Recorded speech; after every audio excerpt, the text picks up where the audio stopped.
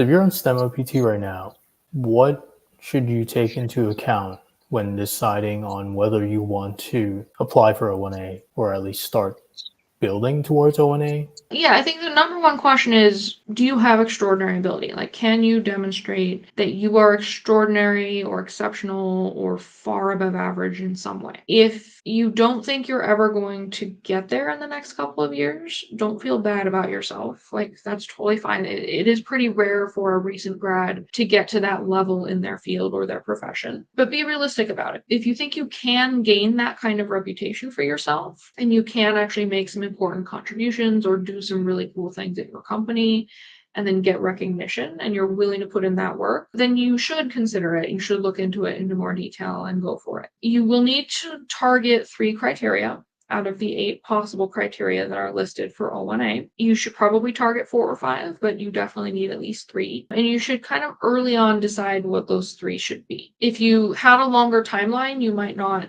need to make that determination so quickly. But if you only have 1 or 2 years left on your OPT or STEM OPT, it is really important to target 3 criteria that quickly. So yeah, it's well worth looking into, especially if you have some kind of reputation already, or if you think you're going to get there in the next couple of years. But I also tell people, don't feel bad if it's not for you. I do have O-1 consultations all the time where I'm like, this is not really going to be a viable pathway. And so when I have those consultations, I will direct the person to alternative options. Sometimes they can do an L1 with their company if their company is willing to transfer them abroad for a year. Sometimes they can do day 1 CBT to get a second master's or even go into some kind of professional degree program. Sometimes they have options based on family or based on citizenship that they hold outside the US. And some want to go full into entrepreneurship. So we look at the E2. We could even look at entrepreneur parole, although I'll be honest, I have not filed a single one. As much as I want to file those cases for some of my entrepreneur clients, they usually have better options. So yeah, it's worth looking at, knowing that it's an option and making a plan. Yeah, I guess that's all I have to say about it.